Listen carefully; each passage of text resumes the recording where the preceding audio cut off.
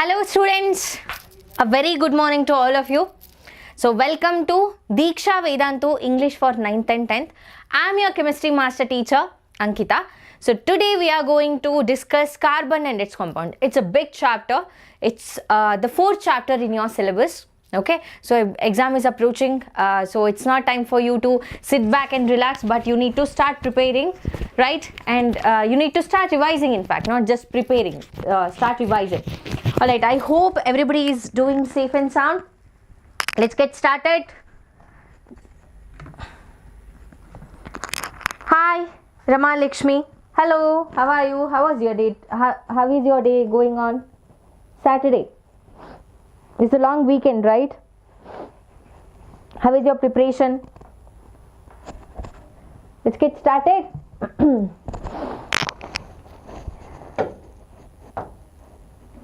Yes, so please do subscribe to the channel Diksha Vedantu English for 9th and 10th, and please do share the videos with your friends as well. Alright? Oh, new to our channel. Yeah, very nice. Even we are new to our channel because it's recently launched. It's launched 2 days ago, that's it. Yesterday, I guess Basavraj sir took the class. Alright, cool. Yeah, please do subscribe to the channel and please do share the videos with your friends and family so that it will be useful for them as well. And we have a Telegram channel as well.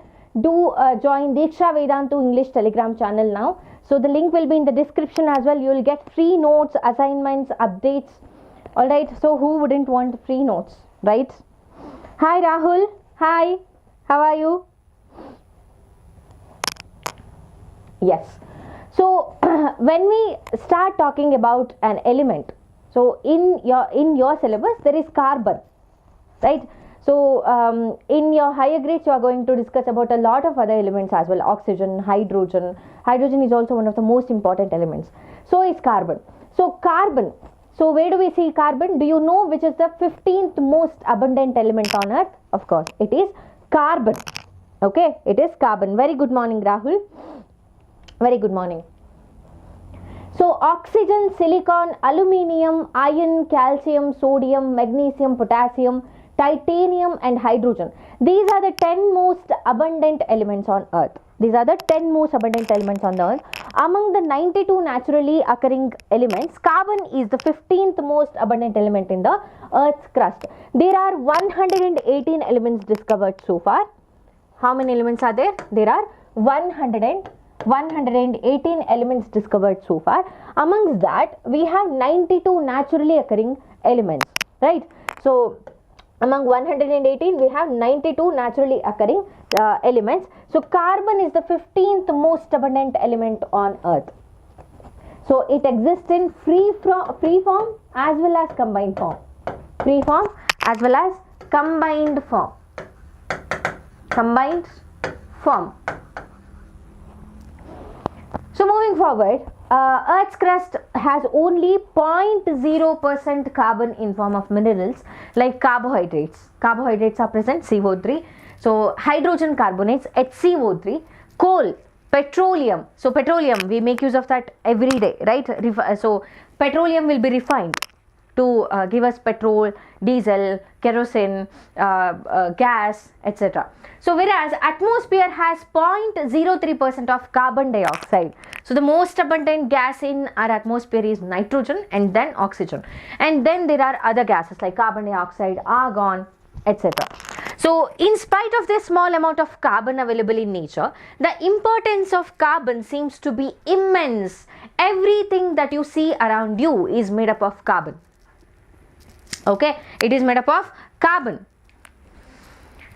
Yes, presence of carbon is evident both in living and non-living objects like clothes, medicines, books, egg or meat, rice or bread, butter or ghee, DNA, even our DNA, even our hereditary, hereditary has, carbon, DNA.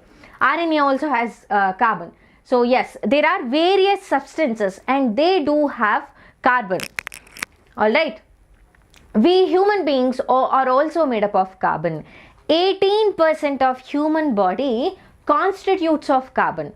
So the fuels like wood, coal, kerosene, LPG, natural gas, CNG, petrol and diesel, which are used for cooking and running vehicles, are carbon compounds. So how do we get them? So fossil fuels. These are called fossil fuels. Right? Yes. So fossil fuels means they are the dead and decayed matter of the living beings, either plants or animals. So 18% of human body, even plant contain carbon. So the fossil fuels contain carbon. Carbon is so versatile in nature, it is so flexible, it is widely available in nature. We can find its presence from a simple lead pencil to a high-tech car body. Simple lead pencil, we have graphite in lead pencils. Graphite is the lead, right? Graphite is made up of carbon. It is an allotrope of carbon. We will discuss about allotropes as well. So how does carbon occur in nature? As I already mentioned, carbon occur in nature in combined state, combined as well as free state. Free state. Combined and free state. Combined, when we say combined state, it is combined with other elements like carbon dioxide, carbon monoxide, carbonates. Okay, carbonates. Free state means coke, graphite, diamond. These are made up of only carbon, only just carbon. So carbon occurs in combined as well as free state. Carbon occurs in free state as well as combined state. In the free state, carbon occurs in nature in the form of diamonds, graphite and coal.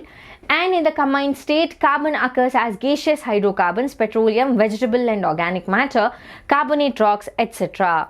And this is only the first part. Today we will be discussing just the first part. So tomorrow or day after tomorrow we'll be discussing the second part of this chapter, because this is a huge chapter. I do not want to bombard you with a lot of information just for a day. Okay. Yes. What is the importance of carbon in our daily life? So what is it? Life on earth would not be possible without carbon. Of course, every living being, non-living being is made up of carbon. It has carbon.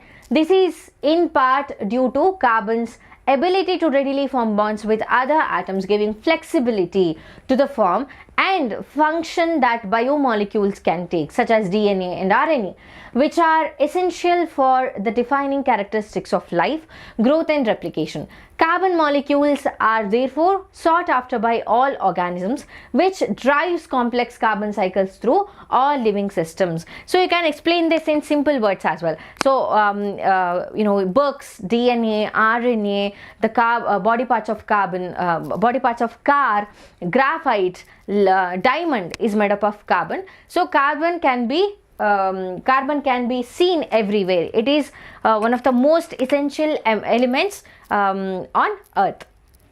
You can explain like that as well. So which of the following natural source of energy has the highest carbon content? Humus, woods, coal, soil. Which is that? It is coal. Option B is the right answer. Option B. It is coal. Okay. So carbon exists in free state as coal, diamond and graphite. So yes, moving forward. Assertion and reason. So this is one of the competency based questions.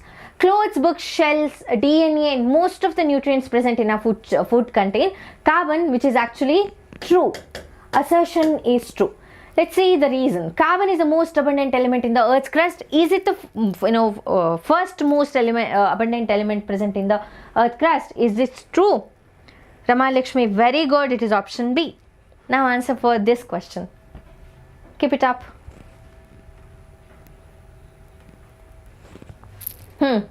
So competency based questions. Whenever you have competency based question, you have to apply your knowledge. Okay, you cannot just simply by heart things and reproduce in the exam. But yes, you have to think properly. And whenever there is multiple choice question, try to use elimination method. Try to use elimination method. Assertion and reasoning questions can be quite tricky, quite confusing, because all of them look same. But read the question thoroughly, read assertion and reason multiple times and conclude. Alright. Not first. 15th. Yeah, okay. So is it false? Option C is the right answer. Okay, carbon is the most abundant element in the earth crust. No, not true. This is false. This is false. Right? So what will be the answer? Option C is the right answer. Very good, Rama Lakshmi. Yes. Rahul, very good. Keep it up. Option C is the right answer here.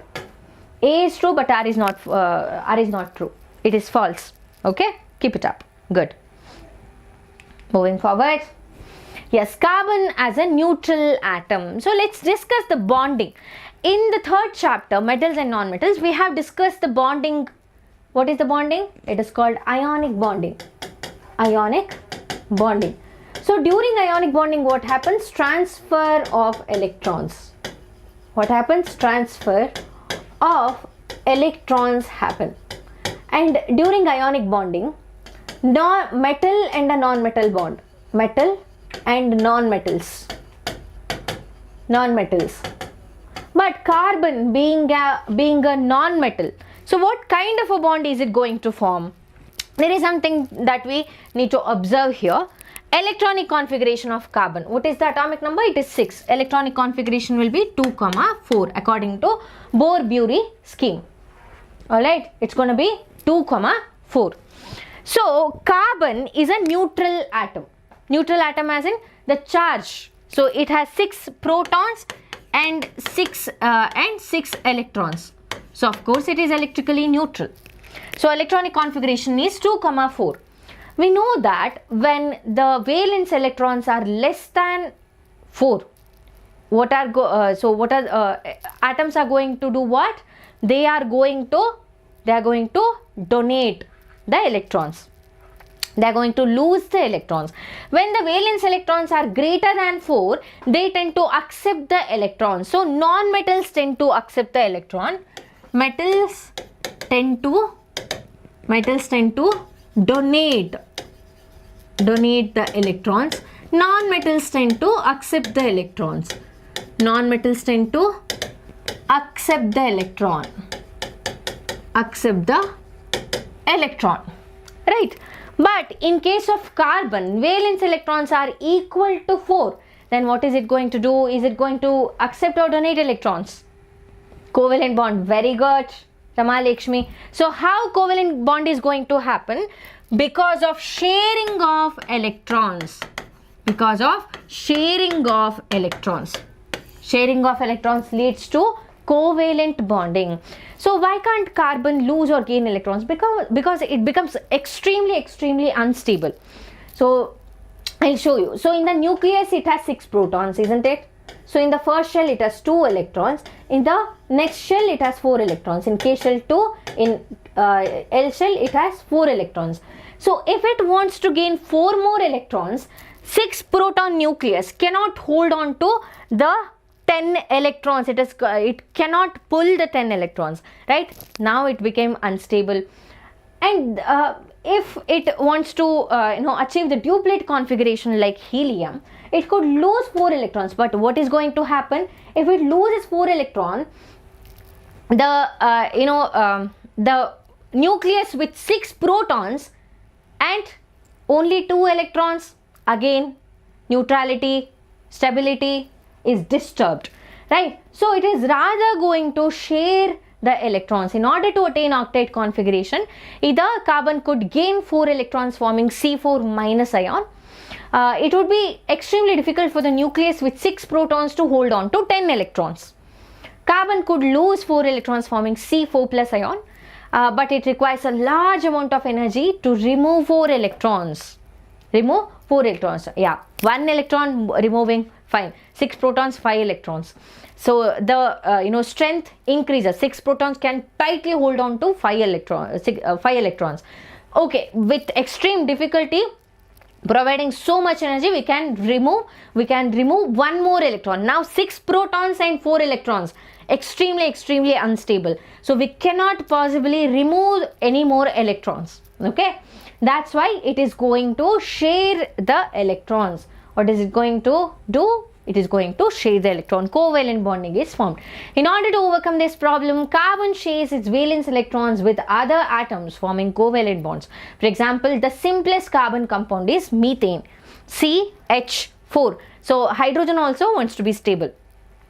Hydrogen needs to achieve duplet configuration, right? Carbon needs octet configuration. So what are they going to do? So carbon is going to share its valence electrons with hydrogen atom. How many hydrogen atoms? 4 hydrogen atoms. So all of these hydrogen atoms became stable.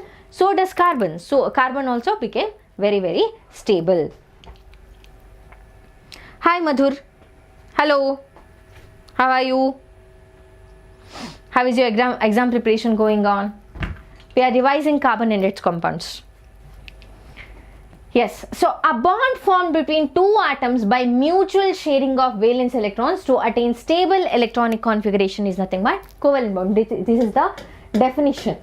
A bond that is formed between two atoms by mutual sharing of electrons in order to attain stable electronic configuration or nearest noble gas configuration, that is nothing but covalent bond. The number of electrons contributed by each atom for sharing is known as covalency. So if carbon shares 4 electrons, covalency of carbon is 4. If hydrogen shares 1 electron, the covalency of hydrogen is 1. Okay, that is called covalency.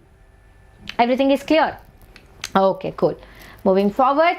Covalent bond, types of covalent bond. So we see single covalent bond, double covalent bond as well as triple covalent bond. The name itself suggests. So here in case of single covalent bond, I'll show you, change the color.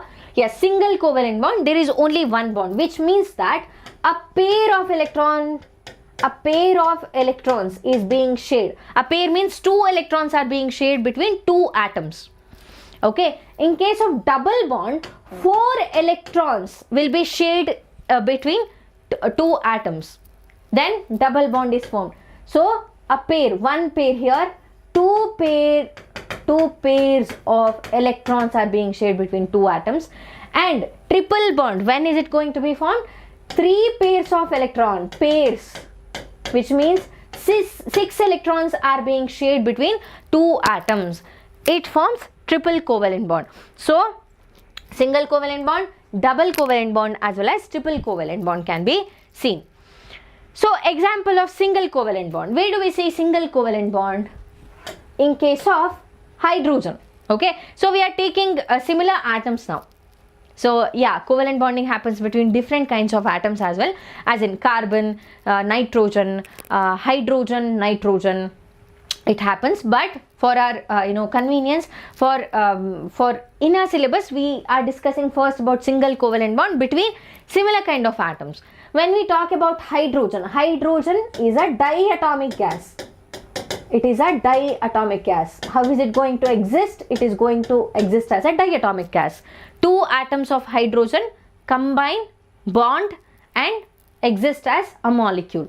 Okay, so yes, hydrogen atom shares 1 electron with another hydrogen atom to complete duplet. The shared pair of electrons is said to constitute a single bond between 2 hydrogen atoms. See here, so each hydrogen atom has 1 electron each.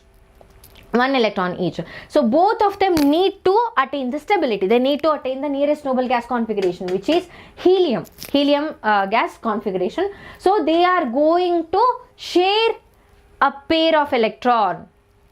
Okay, share a pair of electron, or they share 1 electron each and form a single bond.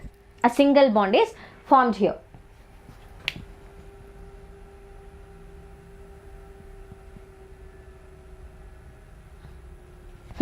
A single bond is formed here. Next, let's discuss about double covalent bond. So each oxygen atom shares 2 electrons with another oxygen atom. Let me write the electronic configuration of oxygen. What is the electronic configuration of oxygen? It is 2, 6. There are 2 oxygen atoms. So oxygen also exists as diatomic molecule, O2, diatomic molecule. Okay, even nitrogen, hydrogen, chlorine, bromine. So these all exist as diatomic gases. Okay, So the electronic configuration of oxygen is 2, 6. So if it gains 2 more electrons, it is going to be stable. But there are 2 oxygen atoms, it also needs 2 more. So what are they going to do? They are going to share 2 pairs of electrons, which means that they are going to share 4 electrons. 4 electrons. So they are going to form double bond. So how is it going to look like? This is oxygen, okay? These are the valence electrons. These are the valence electrons.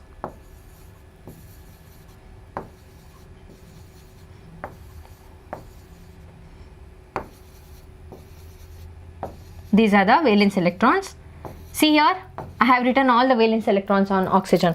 1, 2, 3, 4, 5, 6. Here also. So these two pairs of electrons are going to bond. Okay, they are going to be shared between 2 oxygen atoms. So double covalent bond is formed. In case of nitrogen, triple covalent bond. So the electronic configuration of nitrogen is 2, 7. If it gains one more, 2, 5 it is. Okay, it is 2, 5, not 2, 7. 2, 7 is for fluorine. Yes, 2, 5. So if it gains 3 more electrons, it is going to be stable. So 2 nitrogen atoms are going to come together and they are going to share 3 pairs of electrons, total of 6 electrons, so that they attain stability. They achieve nearest noble gas configuration. So here we can see 3 triple bond. Okay. So which elements exist as diatomic molecules? I'll give you a hint. Some idea. Hydrogen, okay, oxygen, nitrogen, chlorine, bromine, fluorine. So these are some of the gases which exist as diatomic molecules in nature. Okay, you cannot see just nascent hydrogen or nascent oxygen. They are not stable. So this is how they are going to exist. Usually metals, sulfur, it is octa-atomic in nature, S8. Okay, and if you see iron, so it can exist as a monoatomic molecule. And helium, neon, argon, group 18 elements, monoatomic. Group 18 elements. Okay, atomicity is nothing but the number of atoms present in a molecule. That is atomicity. Let's move forwards.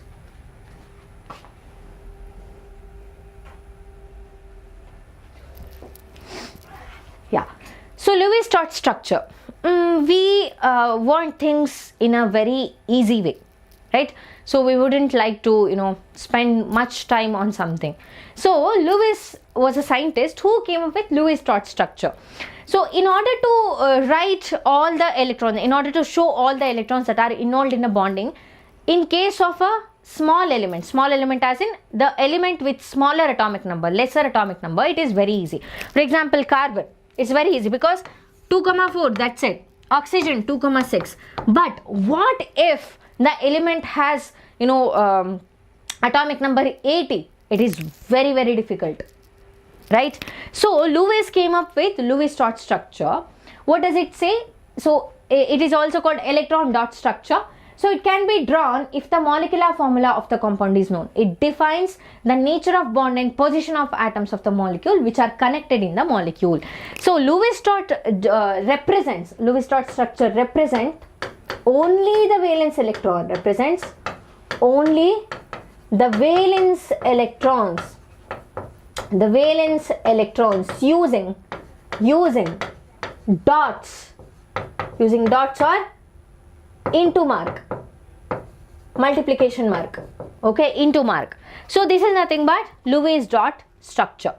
This is just for the simplicity, okay. So we can easily see the nature of the bond and the position of the atoms in the atoms of the molecule, okay. So how? So we can represent the valence electrons. Valence electrons are the electrons which are present in the outermost shell of the atom. Okay, those are called valence electrons. So we only represent the valence electrons using dots or into marks. So in chemistry, even a dot signifies something really important. So you cannot just go on writing dots randomly in the question paper, in the answer sheet, because a dot signifies something. What does it signify? A dot means an electron. Okay, so a dot means an electron. Here we can easily see carbon dioxide. They have written carbon dioxide. This is the Lewis dot structure. Okay, so these are the bonds between carbon and oxygen, and these are the electrons which are not involved in the bonding.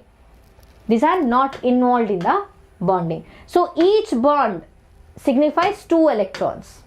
Each bond signifies 2 electrons, like this. Okay. Yes. State the difference between ionic and covalent compounds. So what is the difference between ionic compounds and covalent compounds? So ionic compounds, this is a very important question. Very important question. So what is the difference? So ionic compounds are formed by the complete transfer of electrons. So when complete transfer of electrons happens, ionic compounds are formed. So covalent compounds are formed by sharing of electrons between 2 atoms. The end goal, the aim is to attain stability. The aim is to attain stability. Either transfer, complete transfer, or sharing, doesn't matter. So it is about stability. So ionic compounds, they exist in solid state. So NaCl, MgCl2, they exist in solid state. Okay. Yes, very good.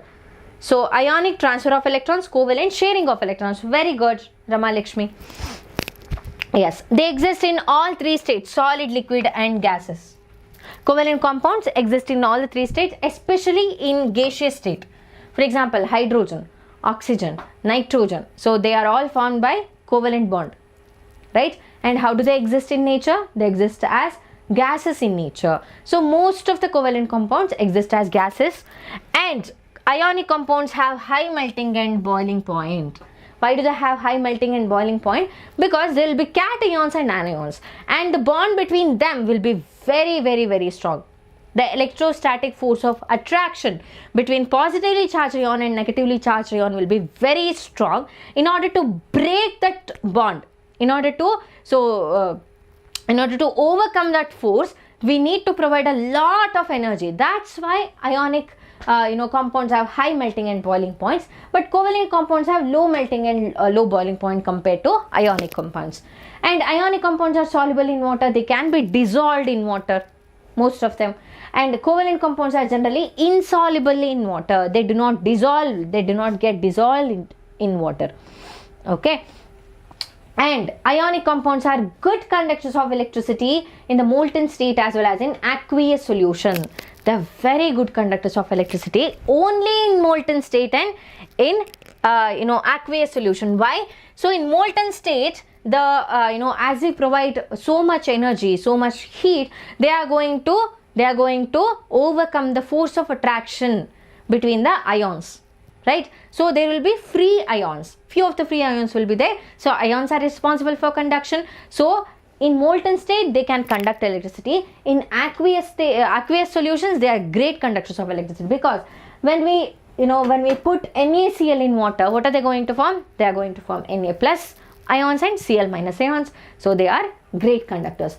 When it comes to covalent compounds, they are insulators, which means that they do not conduct electricity in molten state as well as in aqueous solutions.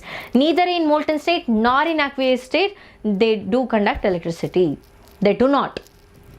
Okay. So this is about difference between ionic compounds and covalent compounds. This is a very important question. So you can see the previous year question paper. So they mostly ask this question for 3 or 4 marks. Next question, what is a covalent bond? What type of bond exists in carbon tetrachloride, that is CCl4, and calcium chloride, CaCl2? So this is your homework question. Okay, we have discussed about ionic compounds and covalent compounds in detail. So this is your homework question. I'll give you hint. Carbon is a non-metal.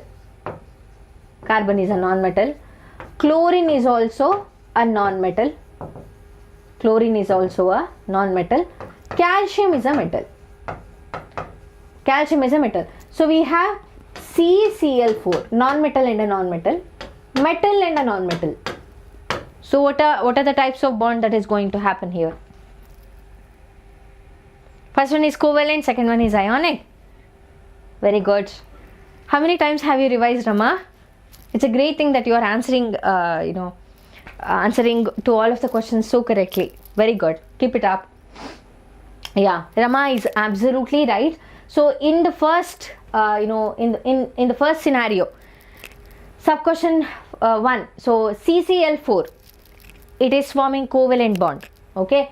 CaCl2, what kind of a bond? Ionic bond. Cool. Very good.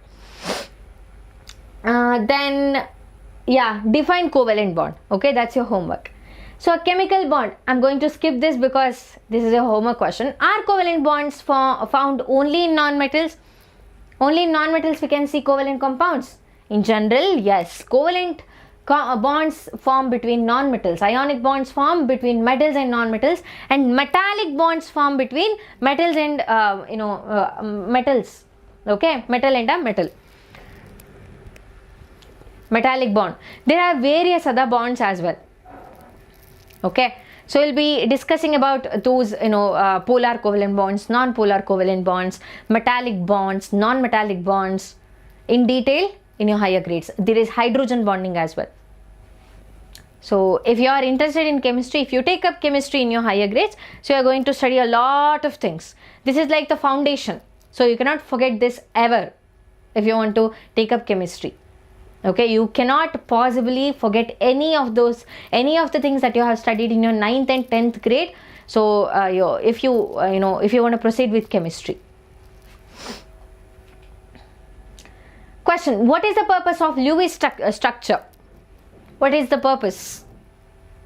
Easy, right? Yes, easier understanding. So the aim of the Lewis structure or Lewis dot structure or electron dot structure is to provide a simple way for chemists to view molecules that allows accurate predictions about the actual molecules and structure and properties to be made. Okay, if you know the bonding, type of bonding, you can assume certain things. Of course there will be exceptions, but generally, so in a general sense, we can assume couple of things, we can deduce couple of things. So Lewis dot structure provide us a very simple way to understand the molecules and structure as well as the properties. Oh, 3 times revision, that's awesome. Yeah, symbolic representation of valence electrons. Electron dot structure is the synonym of Lewis dot structure. So you can say that it is symbolic representation or easier way of representing the valence electrons, so that one could understand the structure and properties of a molecule. Okay. Yeah. What is the Lewis structure of ammonia, NH3? So whenever you are, these are a couple of points that I need to mention. While you are writing a Lewis dot structure, you have to write the dots, the electrons. You have to represent the dots in such a way that they are symmetric in nature. For example, I'll show you. So nitrogen, what is the valence electrons? It is 5, right? 2, 5. So nitrogen, writing like this.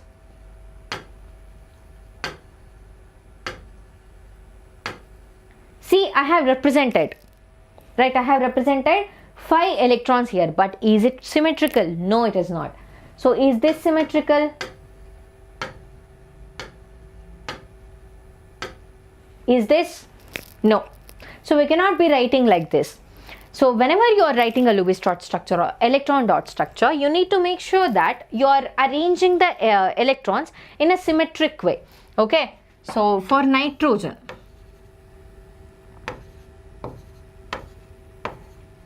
this is fine. Okay, so this is symmetrical in nature. And yeah, hydrogen, we have 3 hydrogen atoms, right? So I'll be writing hydrogen here. Hydrogen has again 1 electron to share. and will circle. And will circle like this.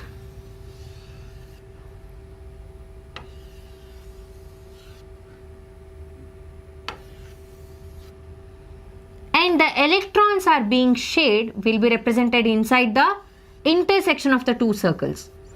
See here, in the intersection of the two circles, we have two electrons. These are the electrons that are being shared. So you please write it using the pencil, okay, so that you can easily rub it off if you mess up. Okay, so whenever you are writing a diagram in biology or chemistry, I don't know about physics, yeah, you have convex and concave lens, right? Refraction, reflection. Please make sure you use pencils. Okay, so you write in pen. So well and good if you can draw the diagram in one go. Otherwise, so you have to use erasers. Oh, it's a headache. That's why. Next question: what is a Lewis? Why are Lewis structures important? This is your homework. We have already discussed. Okay. Yeah. Why does carbon only form covalent bonds and not ionic bonds? What is the reason? Come on, give the answer. Yes, everybody.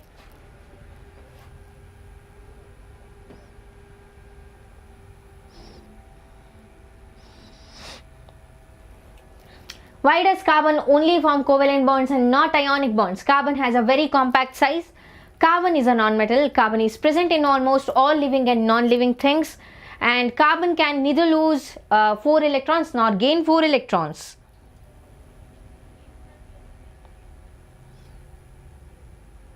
Is it option D?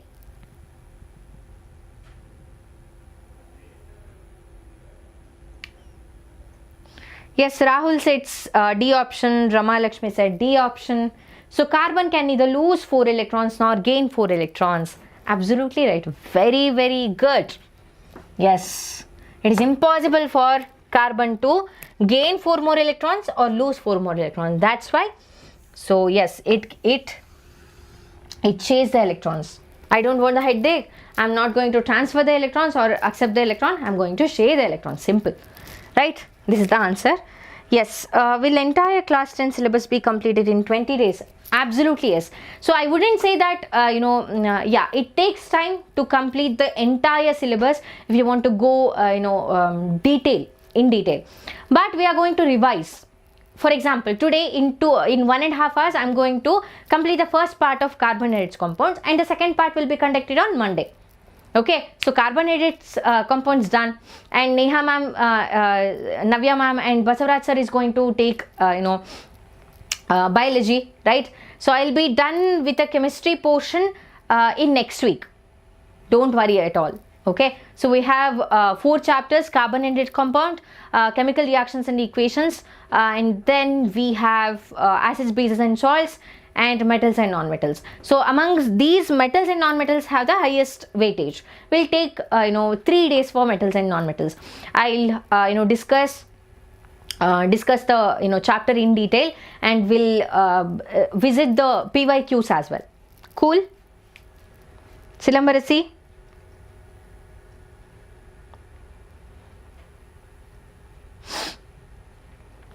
Alright, moving forward. Let's not waste our time. Yes. In which of the following molecules are atoms joined together via double covalent bond? Double covalent bond. So HCl? No. NaCl? No. Ionic bond. O2, N2, so O2. Like this. In N2, so nitrogen, it is triple bond. Okay, NaCl, ionic bond.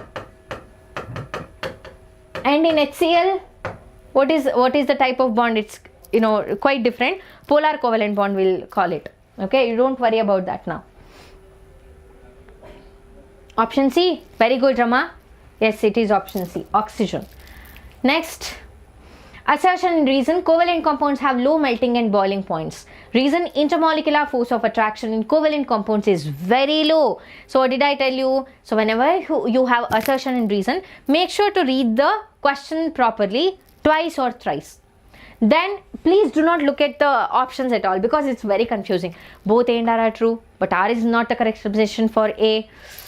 Headache, right? So just read the assertion and reason properly, and then you come to a decision, come to a conclusion, and cross verify your answer to the options that are given there. Yeah. So covalent compounds have low melting and boiling points. Yeah, this is something that we have discussed while we were discussing the characteristics of covalent compounds. Yes, this is true. Reason, intermolecular force of attraction in covalent compounds is very low. Is this true? This is also true. So when there is force of attraction that's less, so it is easier to break the bond, right? When you break the bond, so that itself is melting, and then eventually it starts to boil if you provide the heat energy. So what is going to be the answer?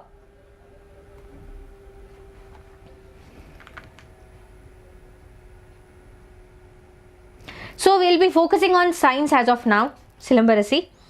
Okay, we'll focus on science, biology, physics, and chemistry, of course. And we'll try to discuss social science as well as maths if we are left with some time. Okay, we'll definitely come up with SST PYQs. All right. Yes, maths also. We have Suhas sir. He'll teach you maths. Cool. Yeah, both A and R are true, and R is the correct explanation of the assertion. You're absolutely right. Very good. Many of you gave the answer. Who all gave the answer? So Rama, Lakshmi, Rahul. Very good. Keep it up.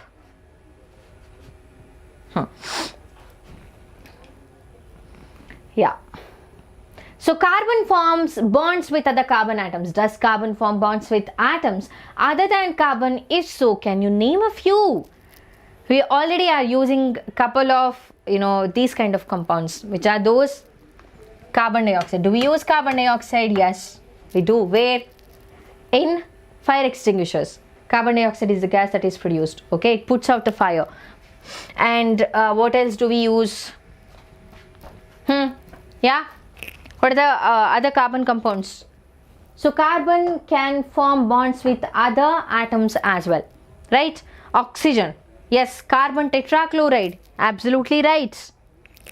Yes, let's discuss those. The number of carbon compounds whose formulae are known to chemists are to be about 3 million. How much? 30 lakhs. This isn't a joke, kids. Not a joke. 3 lakhs. So the unique properties of carbon is responsible for a huge number of compounds. So yeah, the number of carbon compounds whose formulae are known to chemists are 3 million, 30 lakhs. And there are so many that are not yet named. Okay. Yes, CHCl3. Very good.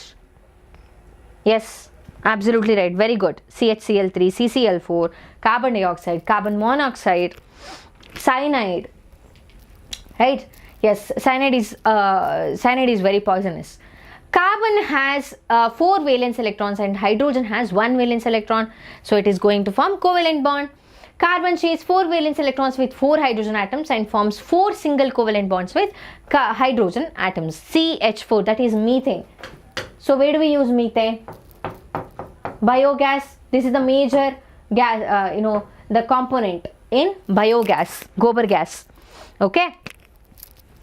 Yeah, carbon, capability of forming multiple bonds. Why is carbon so versatile, so unique? How can it form so many compounds? And those compounds are very large, very, large as in, of course, it cannot be seen through a naked eye, but the number of atoms, the length of the chain, it is huge.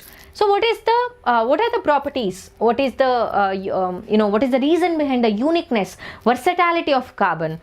So yeah, carbon has a capability to form multiple bonds with other carbon atoms due to smaller size and tetravalency. So what is this smaller size? Carbon has only 6 electrons.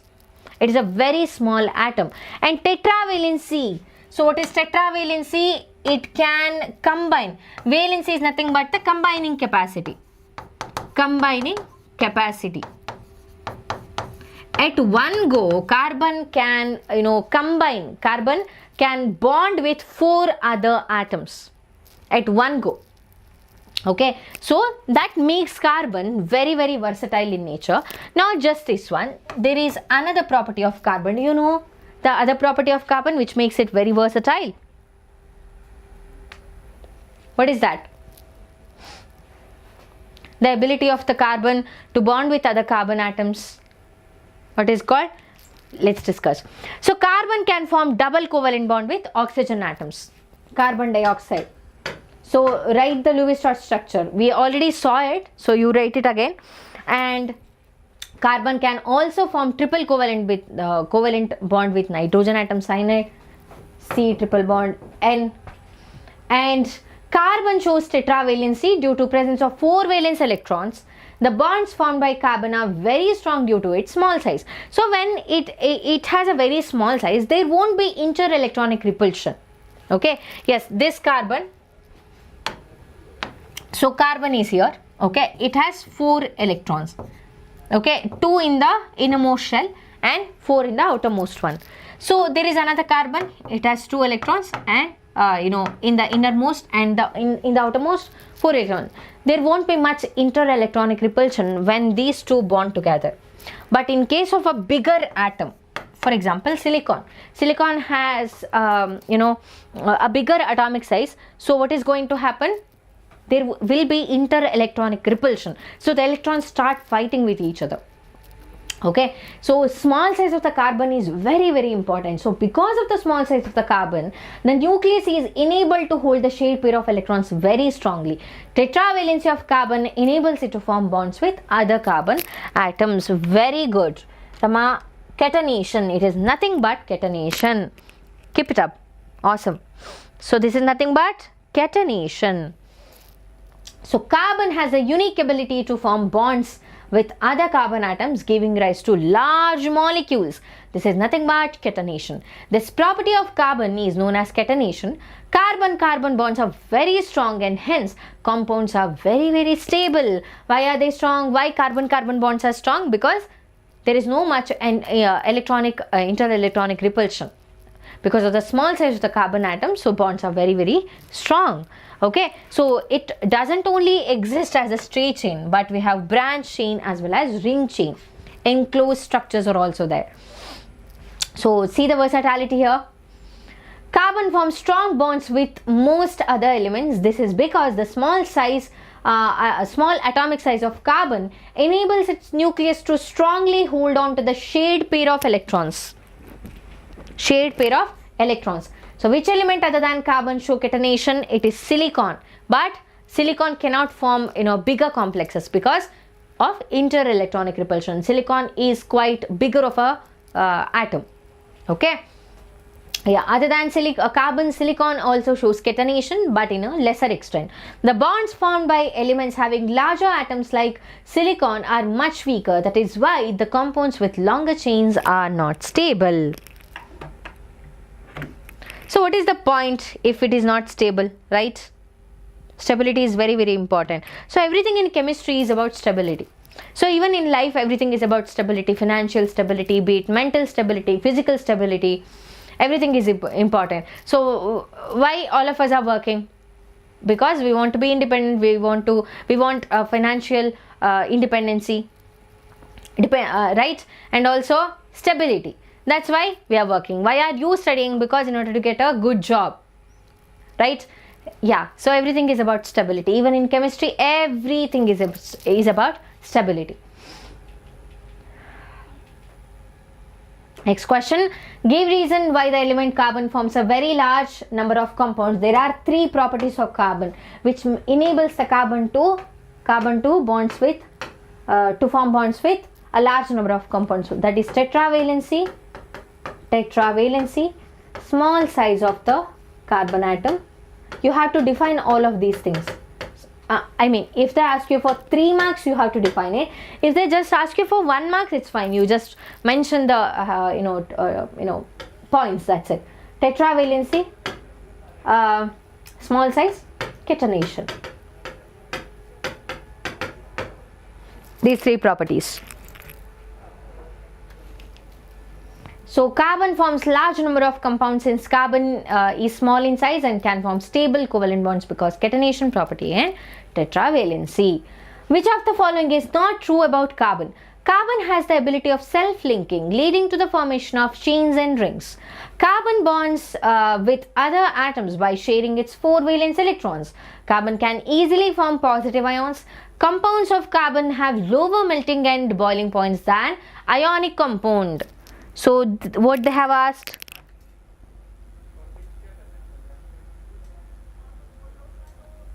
Yeah, isomerism and allotropes is also possible because of the same 3 properties of carbon. Okay. Yeah. So which of the following is not true? Read the question properly. Which is not true? Option C. Very good, Rama. Yes, you are absolutely right. Option C. That is, third statement is wrong. Carbon can easily form positive ions? No. Carbon cannot easily form positive ions. It becomes extremely unstable. Okay. Next. Carbon usually forms strong covalent bonds because it is tetravalent. It has a very compact size. It shows maximum catenation among all elements. It forms C4 minus anion easily. I know what is not true. Let's eliminate. Let's apply elimination method here. This is not true. Wrong. Right? So yes, it is tetravalent. This is true. So it forms strong covalent bond. Why? It has a very compact size. It shows maximum catenation among all elements. So this is also wrong. Yeah, this statement is true, but this statement doesn't hold good for the question that they have asked. Okay. So it is tetravalent in nature. Yes, it is tetravalent in nature. But is it the reason that carbon forms strong covalent bonds? No, it is because of the very compact size of the carbon. It forms stable complexes. Okay, covalent bonds. B is the right answer. Carbon usually forms strong covalent bonds because of its very compact size. Next, assertion and reason. Carbon exhibits the properties of catenation. Yes, this is true. True. Next, carbon has a unique ability to form bonds with other carbon atoms, giving rise to large molecule. Yeah, they have they have written the definition. They have given the definition for catenation. So yeah, what's right here? Carbon exhibits the property of catenation. Yes, true. Carbon has a unique ability to form bonds with other carbon atoms, giving rise to large molecular. Both assertion and reason are true, and R is the correct explanation of assertion. Option A is the right answer. Very good, Rama.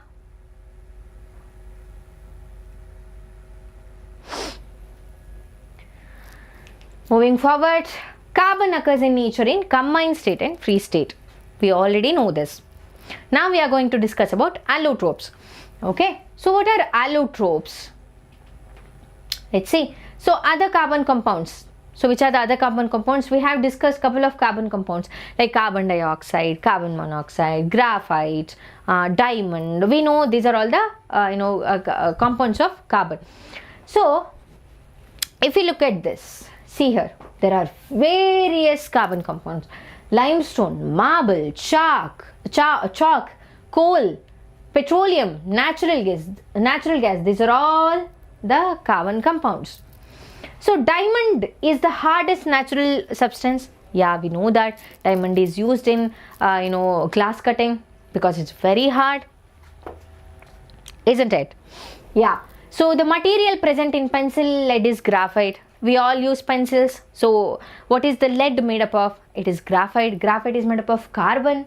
So surprisingly, both diamond and graphite are made up of carbon only. Only carbon atoms are there in graphite as well as diamond. Thus, carbon occurs in different forms in nature with widely varying physical properties. These forms are called allotropes. What are allotropes? What are allotropes? The substances that are made up of the same element but have different physical properties. These are called allotropes. And the phenomena or the property is called allotropy. See, diamond is also made up of carbon. Graphite is also made up of carbon, but they show different physical properties. Okay, these are allotropes and the property is known as allotropy. So we'll discuss in detail about diamond as well as graphite. So diamond is hard to break, while graphite is very easy to break. Just tuck, done. Right, we can easily break graphite. So diamond sparkles brightly, while graphite is has a lustrous surface, and the color is also different. Okay, so it shows refraction, I guess. I don't know much about physics, but yes, so refraction shows refraction, while graphite is opaque. Okay, yeah, it doesn't allow the light to pass through it. So in diamond, each carbon atom is bonded to 4 other carbon atoms by strong covalent bond, forming a rigid 3D structure. So each carbon atom, see here, each carbon atom is bonded to 4 other carbon atoms. Okay, so the 4 surrounding carbon atoms are at 4 vertices of the regular tetrahedron. Tetrahedron is nothing but this. It has 4 vertices. So properties of diamond and their reasons. Property. So what is the property? Very hard. Why? Rigid 3D network structure. Why does it have high density, compact and rigid 3D network structure? High melting point. Lots of heat required to break the network of strong covalent bonds. The bond is very strong. It is very difficult to break the bond. Non-conductor of electricity. Why? Because 4 valence electrons are used up for making covalent bonds. So no free electrons present, no free ions present to conduct electricity. Okay. Oh, internal reflection. Okay, thank you. Rama, yes, it is internal reflection. It's not refraction. Oh, I am very weak at physics as well as maths. Yeah. I used to work really hard to score well in physics as well as maths, but chemistry and biology was a cakewalk for me. Uses of diamond in jewelry due to durability and extraordinary brilliance. So it is used in jewelry. So diamonds are girls' best friend, they say, right? I personally don't like diamond, but yeah, it is used in jewelry and in industries to cut, grind and drill other materials due to its hardness. Alright. Moving forward. Did you know diamonds can also be made artificially by subjecting pure carbon to very high pressure and temperature? These are called synthetic diamonds. So these are used in glass cutting, diamond studded saws and diamond studded drill bits. So synthetic diamonds are also there, but they are comparatively smaller in size. Naturally occurring diamonds are quite bigger in size, but synthetic diamonds are quite smaller in size and they're not cheap. Synthetic diamonds are not cheap because in order to to prepare or to produce or manufacture synthesize these diamonds, we need high pressure and temperature. To achieve this high pressure and temperature, we need very good infrastructure. So it's not cheap. Even the naturally occurring diamond is also very costly. The synthetic diamonds are also equally costly. Okay.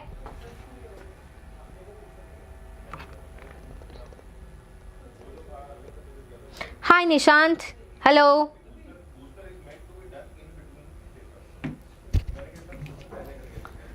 Question, assertion and reason again. Diamonds can also be made artificially and these are called synthetic diamonds. Yes, true.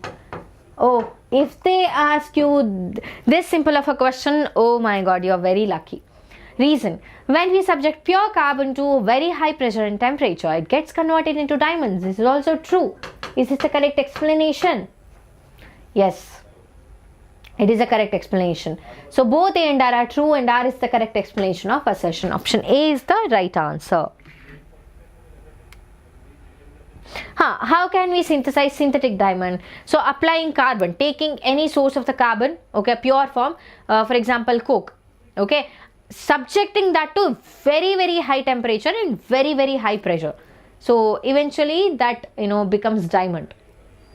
Okay, so this naturally occurring diamond is nothing but the carbon which is under very high temperature and pressure. Okay. Yeah. Why does diamond have high melting point? Because of its 3D structure. Due to strong covalent bonds and compact 3D network structure of diamond, it is difficult to break the bonds. Lots of heat required to break network of strong covalent bonds. Hence, diamonds have a very high melting point.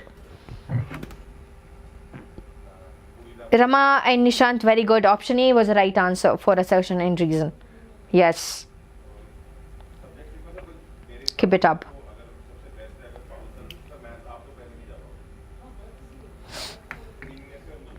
Moving forward, one of the allotropes of carbon is used as a lubricant for machine parts due to its softness and slippery nature. Can you guess the name of this allotrope? We make use of this. You make use of this. Which is that?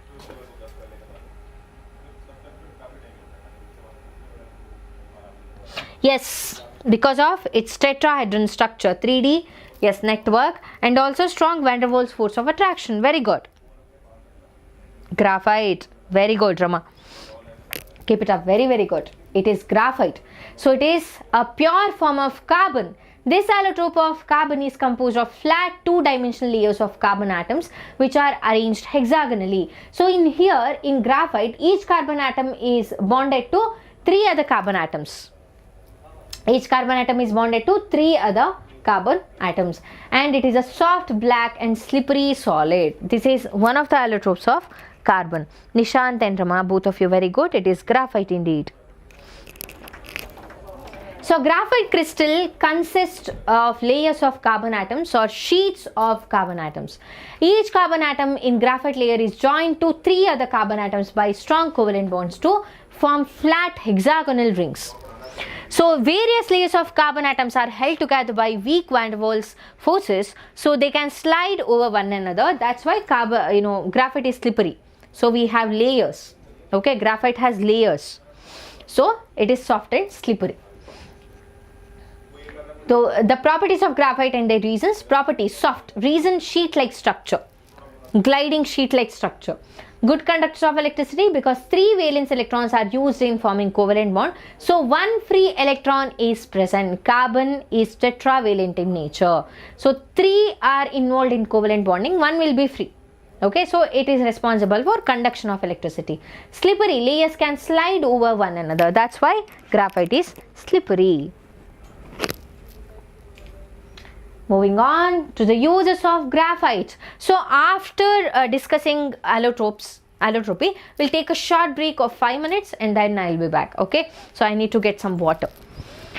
Yeah, uses of graphite as lubricant for making machine parts due to its softness and slippery nature. For making electrodes in dry cells due to its electrical conductivity. Graphite is a great conductor, so it is used in electrodes. For making pencil leads because it is black in color and soft, so it marks black lines on paper. So lubricant in electrodes in dry cells, and it is also used to write, okay, in pencils. So fullerenes, wow, this structure is so fascinating. Look at this. Fullerenes form another class of carbon allotropes. The first one to be identified was carbon 60, where there were 60 carbon atoms, which has carbon atoms arranged in a shape of a football. You must have seen the football, right? So yeah, it looks like a football. Hi, face dancer.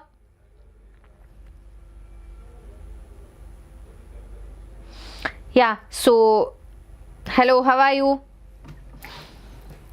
Since this looked like the geodesic dome designed by the US architect Buckminster Fuller, the molecule was named fullerene. So Buckminster Fuller was an architect who built the structure, the geodesic dome. You can look up on the Google, okay, about these structures. So these fullerenes are named after him because it looks like the geodesic dome that he built. So Buckminster fullerene is a spherical carbon allotrope where 60 atoms of carbon are assembled in pentagons and hexagons in a geometry similar to a soccer ball, football. All the carbon atoms are connected by single and double bonds. These are often called buckyballs, Buckminster fullerene or buckyballs. Thank you, face dancer. Yeah, I'm glad you said that. Yeah. So moving forward, properties of Buckminster fullerene. These are dark solids at room temperature. These are neither too hard nor too soft. So neither too hard like diamonds nor too soft as graphite. Next, these are the purest allotropic forms of carbon because of the absence of free valencies. On burning, these produce only carbon dioxide gas. On combustion, so what are they going to produce? Carbon dioxide gas, just carbon dioxide gas. Next, uses of Buckminster fullerene or buckyballs. In pure form, these behave as insulators. They cannot conduct electricity because there are no free ions or electrons. It is used for cancer and AIDS therapy. These are used in small amounts as catalyst in the photochemical refining industry. So what are catalyst?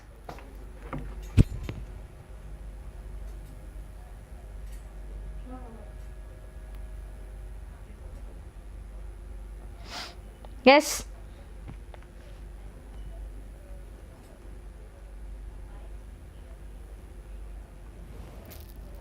What are catalyst?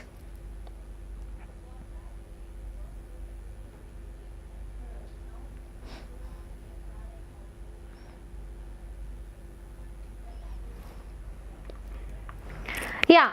The reason we use graphite, in the electrodes is that it is a very good conductor of electricity, and also it can withstand a lot of temperature, and it is very stable. Okay, so when we subject iron to high temperature, it might melt. Okay, that's why. Yeah, what are catalysts? A catalyst alter the speed of the reaction. Very good, Rama. Very good. Keep it up. So catalysts are those substances which alter the rate of the reaction. They can increase or decrease the rate of reaction. So depending on that, we have two types of catalyst: positive catalyst and a negative catalyst. Okay. So that's the topic for later time. Yeah. Photochemical refining industry. So we use buckyballs as the catalyst. Okay. Maybe probably in order to increase the rate of the reaction. Did you know Buckminster fullerene is stable at high temperatures and high pressure? So even when you subject, very good Nishan, yeah, even when you subject Buckminster fullerene to very high temperature and pressure, they are very stable. Okay, fullerenes are covalent, hence they are soluble in organic solvents, but insoluble in water. They do not dissolve in water. And solutions of pure C60 fullerene have a deep purple color which leaves a brown residue on evaporation. So when you dissolve C60 solution, C60, so not in water but organic solvents like maybe benzene or alcohol. Okay, so it has a deep purple color and it leaves a brown residue. Yeah, three allotropes of carbon, diamond, graphite and fullerene show same chemical properties. Even though they differ in their physical properties, their appearance, their structure, they show the same chemical properties. So if a piece of each diamond, graphite and fullerene is burnt in air, then only carbon dioxide gas is formed and nothing left behind. So it is made up of carbon.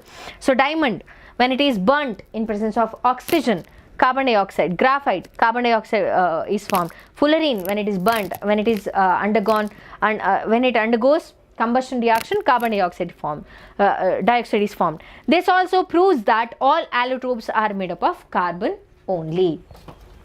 Okay.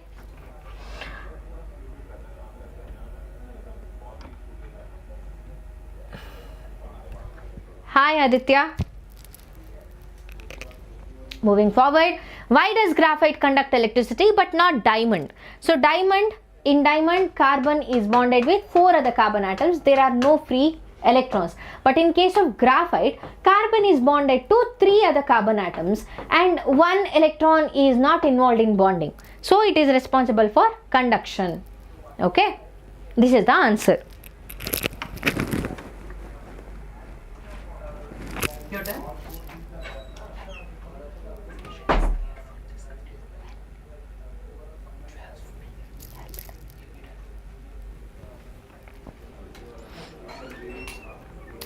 Moving to the question, which of the following statements is correct about graphite and diamond?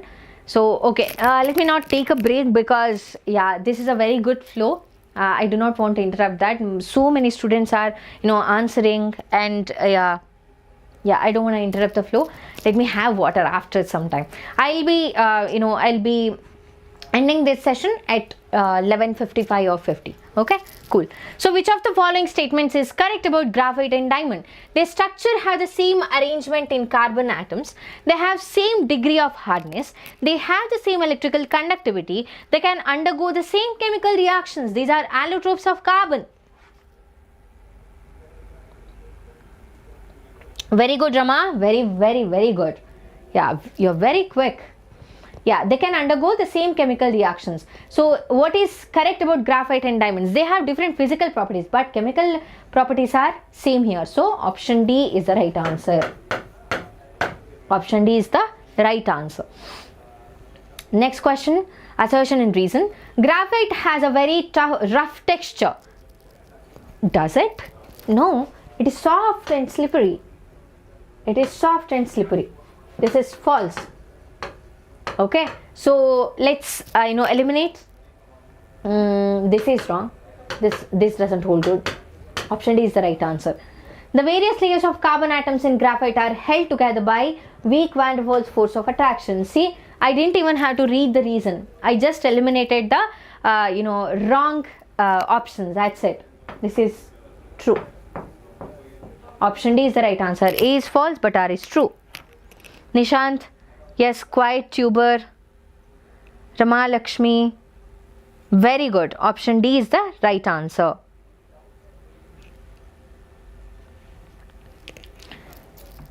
Which architectural structure has been made by using concept of fullerene?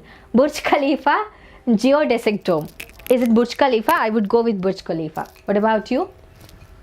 Fullerene. Burj Khalifa is the tallest, tallest building, I guess, right?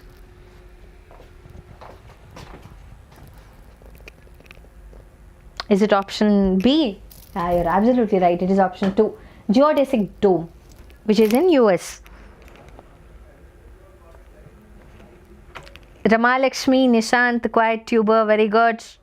Yes, it is true. Very good. Keep it up. I was only kidding. Please do not write Burj Khalifa in the exam, okay? Please don't. I was only kidding. Yeah, this is the geodesic dome. You don't even have to look up on the Google. The architectural structure is called a geodesic dome. Geodesic domes contain the maximum amount of volume with a minimum amount of material required to build it. These structures are very, very strong. See the design? I don't know how it must feel to sit inside that building and study or do something, right? It's so fascinating. Look at this. Moving forward, what is the difference between diamond, graphite and fullerene? So you need to differentiate between diamond, graphite and fullerene. Okay, this is your homework question. Anyway, I'll show you the answer, but please do it all by yourself. Diamond is an allotrope of carbon which has a diamond cubic crystal structure. Graphite is an allotrope of carbon having a hexagonal crystal structure. Fullerene is an allotrope of carbon which has a spherical large structure. When we talk about stability, diamond is stable, graphite is most stable allotrope at standard conditions, and fullerene is comparatively unstable. So comparative to what? Diamond and graphite. Okay, so just if you look at fullerene, it is stable even under high temperature and pressure, but when it is compared to diamond and graphite, it is not that stable, as stable as these two. Next, hardness, hardest naturally occurring material on a diamond. So graphite is quite soft and fullerene is also quite soft. Geometry around carbon atoms. So diamond is tetrahedral, graphite is trigonal and fullerene is spherical. Bonds, only single bonds between carbon atoms. In graphite, single bonds between carbon atoms, and fullerene, both single as well as double bonds are present between carbon atoms. Yeah, different structure. Yeah, you can explain about the structure. We have already discussed that, right? Question, which of the following is not true about Buckminster fullerene? What is not true? It is used for the treatment of cancer and AIDS. This is true. It is light and transparent solid. Is it? It is a hollow structure containing 60 carbon atoms. This is true. It is the purest allotropic form of carbon. So yeah, which is not true? This is not true. This is untrue. It is a light and transparent solid. No, it is dark gray in color. Okay, and it is opaque. Next, assertion in reason. Diamond, graphite and fullerenes are allotropes of carbon. Reason, they have same physical properties and different chemical properties. Do they? Assertion is true. Reason, is this true? No, this is false. So what will be the answer? Option C will be the right answer. A is true but R is false. A is true but R is false. Yes. So carbon. Let's summarize. Carbon is a non-metal and it is very stable, and it is also a neutral atom. Neutral. Okay. And it is tetravalent in nature. The valency is 4, and the electronic configuration EC is not electrical and communication. So it is electronic configuration in chemistry. So 2,4. In K shell it has 2 electrons, in L shell it has 4 electrons, and in earth crust, so 0.0% carbon's existence in by mass only, it is 0.02%, and carbon forms covalent bonds. Carbon forms covalent bond. How covalent bond is formed? By sharing of electrons. Then, so we have different kinds of covalent bonds: single bond, double bond, as well as triple bond. It depends on the valency of the respective element. Okay, so in case of oxygen, double covalent bond can be seen. In case of nitrogen, we can see triple bond. Okay. Next, what is so how carbon is so versatile in nature? Because of the tetravalency as well as catenation. Not to forget, small size of carbon atom. Small size of the carbon atom also plays a huge role in making carbon very versatile. Abhiram, why covalent? Covalent bond. So covalent bond is formed because of sharing of electrons. Sharing of electrons. Carbon cannot lose or gain 4 electrons. That's why it is going to share electrons so that it attains the noble gas configuration, octet configuration. So when sharing of electrons happen, covalent bond is formed. When complete transfer of electrons happen, ionic bonds are formed. Okay.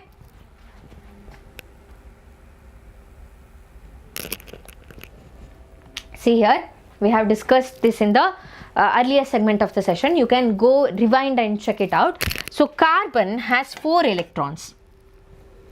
Okay, 4 electrons in its outermost shell, total of 6 electrons. Let me show you carbon. This is carbon. This is the nucleus. Okay, it has 6 protons, 6 positive charges, and in the first shell it has 2 electrons, negative charges. In the second one it has 4. Okay, in order to attain stability, it needs 4 more electrons, or it needs to lose 4 electrons. So if it gains 1 more electron, suppose 5 electrons are there, 6 protons and 7 electrons. It's already difficult for the for the nucleus to hold on to 7 electrons. Okay, again 6 protons and 1 more, 8 electrons. It's even more difficult, so it becomes very unstable. Let's see, 6 protons and 5 electrons. We have removed 1 electron. Okay, 6 protons is strongly holding on to 5 electrons. Okay, see the disparity in charges. Okay, with so much effort and energy, we are going to remove 1 more electron. 6 protons and 4 electrons. See the difference now? 6 members are pulling 4 members. Okay, now it will become extremely difficult to remove 1 more electron. So losing or gaining electrons is not feasible in case of carbon. So it is going to share the electrons. Carbon. So 3 allotropic forms that are there in your syllabus: graphites, diamond and fullerene. You need to know the properties, physical properties of these. Okay, the differences we have already discussed that. Graphite is soft and slippery and it's a good conductor of electricity. Diamond is hard and it's not a good conductor of electricity. Fullerene, it contains 60 carbon atoms joined together to form spherical molecules, resembles like a football. Moving on to organic compounds. This is one of the major parts. Okay, so I'll just give you the introduction today, okay, and then we'll discuss in detail.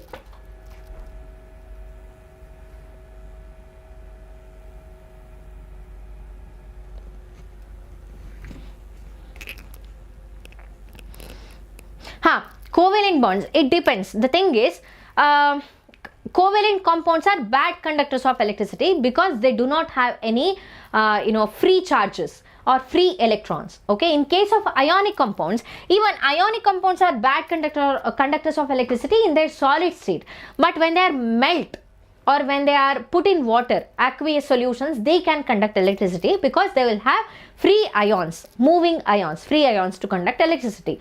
So covalent compounds, for example, graphite is a good conductor. Why?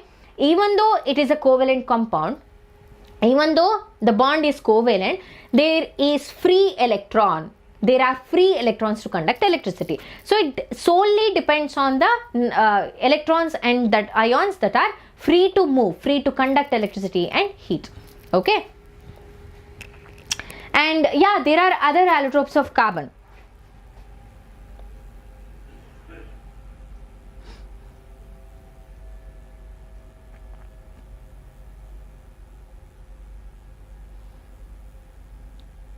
We have graphene, and what else do we have?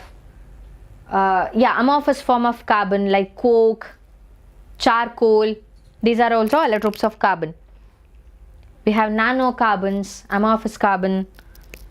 Yeah, we have other allotropes of carbon.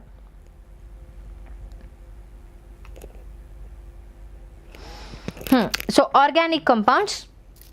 The compounds that are derived from living things like plants and animals are called organic compounds. So organic fruits, organic vegetables. So how do they grow it? So they use everything natural, right? Manure, they use manure, not these fertilizers, artificially synthesized prepared fertilizers. These are called organic. So just like that, the compounds that are derived from living things like plants and animals are called organic compounds. So in these compounds, carbon is the main element. So this was the initial definition of organic compounds. So these are derived from living source. In order to call a compound organic, it should have carbon, okay, and it should be derived from living source. But the thing is, the definition changed eventually. So initially all organic compounds were extracted from living things. It was thought that the organic compounds could only be formed within a living system. So it was postulated that a vital force which creates living things was necessary for their synthesis. So vital force is nothing but higher power. Few people call it higher power, right? So Friedrich Wöhler disproved this vital force theory in the year 1828 by preparing urea in laboratory from ammonia cyanide. Urea was initially called the organic compound because it has carbon as its main element and it is synthesized only in the living system. Okay, yeah, but it was synthesized in the laboratory. So ammonia cyanide to urea. So examples of organic compounds: methane, ethyl alcohol, acetylene, urea, ethylene, and acetic acid. These are the examples of organic compounds. Okay.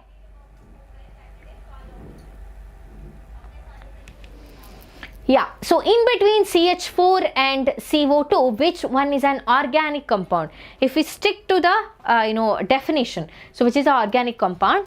CH4 is the organic compound. CH4. Why? Because living beings. Cows produce methane, gobar gas, right? Methane. And what else? Main element is carbon. Okay. Though carbon dioxide is a carbon compound, but it is not considered as an organic compound because its chemical property is very different from common organic compounds. The properties deviate. That's why it is not considered as the organic compound. So hydrocarbons, the name itself suggests here. So a compound should have hydrogen and carbon. Then it is called hydrocarbons. So the compounds that are made up of hydrogen and carbon only are called hydrocarbons. If hydrogen atom or atoms is or are replaced from hydrocarbon by any other element, then it is called hydrocarbon derivative. If I replace one of the hydrogen from OH, it is the hydrocarbon derivative. Okay, so we call them functional group as well. Very good, Rama. It was CH4 for the previous question. Hydrocarbons and hydrocarbon derivatives both form organic compounds. So under the category organic compounds, both hydrocarbons as well as hydrocarbon derivatives comes. Okay. So hydrocarbon, we have two types of hydrocarbons. One is saturated and one is unsaturated. When we call a hydrocarbon saturated, it only has single covalent bond. In case of unsaturated, they have double and triple covalent bond.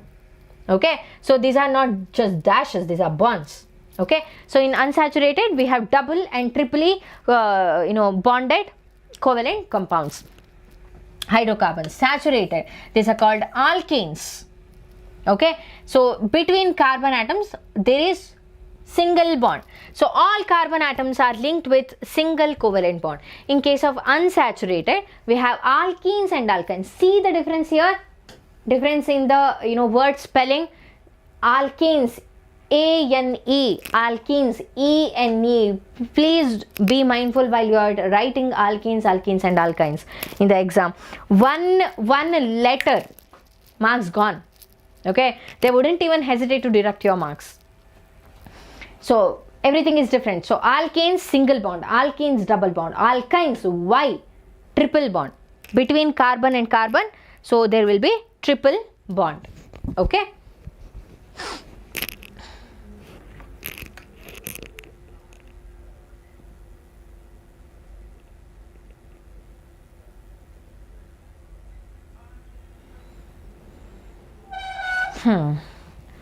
So alkanes are also called paraffins. Alkenes are also called paraffins. Alkenes are also called olefins.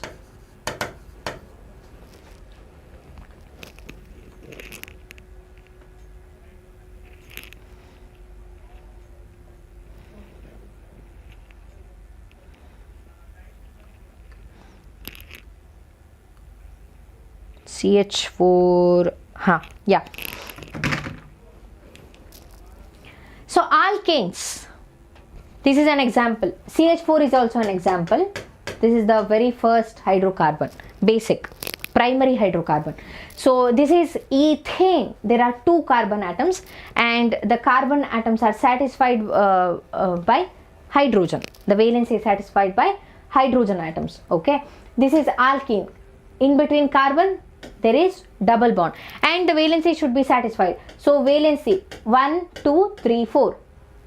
Okay, valency is satisfied by hydrogen. Alkyne, triple bond exists between carbon and carbon. The valency is satisfied by hydrogen. So the hydrocarbons which possess single covalent bonds are known as alkanes or also known as paraffins. General formula for alkanes is CnH2n plus 2, where N is the number of carbon atoms. Okay, you need to remember the general formula. Next, when N is equal to 1, the formula of alkene CH4. Why? CnH2 N plus 2. N is equal to 1. CH2 into 1 plus 2. CH4. Simple. Next, this is ethane. This is propane. We'll discuss the nomenclature in the next session. Okay. So, how do we name the carbon compounds? So, number of carbon atom. So, compound indicated by suffix added, name of the alkane, formula is given here. So, if the number of carbon atom is 4, the compound is indicated by but. Okay, suffix added. If it is an alkane, if it has only single covalent bond, it is ane. If it has double bond, it will be ene. If it is triple, it has triple bond, it is YNE. Okay, so 5 pent, 6 hex, 7 hept, 8 oct, 9 non, 10 dec. Alkanes have a very low boiling point. Alkanes are used for cooking as well as heating purpose. Alkanes are used for production of polymers, plastic. Okay, so units of monomers together, bonded together, these are called polymers. Next, alkenes. Alkenes, the general formula is CnH2n. For alkane, it is CnH2n plus 2. 2. The number of hydrogen in case of alkanes is more, in case of alkanes it is less. So this is unsaturated hydrocarbon. It contains double bond, carbon-carbon double bond. So yeah, they have deduced the general formula here. Okay. Yeah, these are also called olefins. These are also called olefins. So number of carbon atoms, the same thing, I already mentioned that. So it has double bond and the number of carbon atoms are 4, then it is butene, pentene, hexene, heptene if it is 7, octene 8. Okay. Next, alkenes cannot have one carbon atom because, so this doesn't exist in case of CH3, CH2 doesn't exist because carbon, between carbon atoms they should be double bond. In order to have double bond there should be at least 2 carbon atoms. So the primary alkene itself is ethene. C double bond C 3 4. Okay.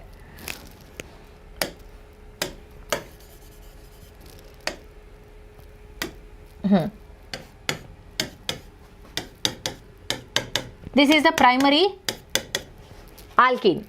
Okay, this is the primary alkene. So next, alkynes. Alkynes are also unsaturated. So they contain triple bond. The carbon and carbon contain triple bond. Triple bond. And the general formula is CnH2n minus 2. So when n is equal to 2, so they have they have calculated the number of carbon as well as hydrogen atoms. Okay, these are alkynes. So the same thing applies here, butane, pentane, hexane, depending upon the number of carbon atom and the number of bonds. So test to distinguish between saturated and unsaturated hydrocarbon, they would ask you this question. This is a very important question. So flame test can be conducted. For saturated hydrocarbons, that is alkenes, they burn with a blue flame. Unsaturated hydrocarbon, they burn with yellow flame. We can even use bromine water test. So saturated hydrocarbons do not respond to this test. Why? I'll tell you. Okay, there is something called substitution reaction, addition reaction and all. So we'll be discussing while we are discussing the chemical properties of hydrocarbons. So unsaturated hydrocarbon, they showed reddish brown colored solution of bromine in CCl4 disappears. Why? So this is unsaturated. Right? So addition reaction happen here. So bromine is going to get added to the hydrocarbon. Okay. So it becomes substituted. Addition, not substituted, addition. So test with alkaline potassium permanganate. This is also called Bayes reagent. They do not respond to this test. Which one? Saturated hydrocarbons. But unsaturated hydrocarbons, so the pink color of potassium permanganate fades away. Okay, so the pink color fades away. This is about hydrocarbons. So we have couple of questions. So give the structural differences between saturated and unsaturated hydrocarbons with examples. You need to give the examples and you need to write the structures. Okay, so alkenes single bond, alkenes double bond, alkynes triple bond. Give the example. Okay.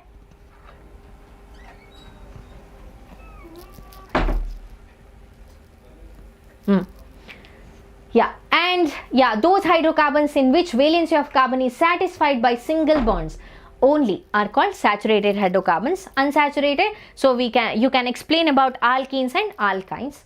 And then yeah, which of the following compounds is a saturated hydrocarbon? See here, which is saturated? It has triple bond. Definitely not this. This has double bond. Okay, this has triple bond. Okay, so which of the following compounds? So this is saturated. This is saturated. What about this? This is also saturated. So two options holds good. Option C and option B. So these compounds are saturated hydrocarbons. Next, which of the following compounds is a hydrocarbon? H2CO3, CO2, Na2CO3, C3H8. Hydrogen should be there, carbon should be there. So it is option D. Next, assertion and reason. Unsaturated hydrocarbons are chemically more reactive than saturated hydrocarbons. Yes, very good, Rama. Very good. Keep it up. You're right. So unsaturated hydrocarbons are chemically more reactive than saturated hydrocarbons because they are not satisfied. That's why. Okay, this is true. All the valencies of carbon atoms are satisfied by single covalent bonds in unsaturated hydrocarbons. Is it true? No, this is false. This is false. See here, they have mentioned unsaturated. No point. Single. No, both are contradictory. The statement itself is contradictory. So yes, assertion is true but R is false. Assertion is true but R is false. So what elements can replace hydrogen from hydrocarbons to form derivatives? What elements can replace oxygen? Okay, we have halogens, chlorine, fluorine, iodine, bromine, and we have nitrogen. Nitrogen can replace hydrogen, okay, to form a hydrocarbon derivative. So what is the structure of propane? You can easily write the structure of propane. Propane, there will be 3 carbon atoms and it is an alkene. So what will be the general formula? I'll give you the general formula: CnH2n plus 2, where n is equal to 3. Write the structure. Okay. Then is butane a saturated hydrocarbon? Yes, butane is a saturated hydrocarbon because it has only single bond. Okay. Yes, this is all for today's session. Okay, Rama Lakshmi, very good. Keep it up. So what are the number of covalent bonds present in propane? You have to count all the single bonds. See here, 1, 2, 3, 4, 5, 6, 7, 8, 9, 10. There are 10 covalent bonds present in propane. Okay.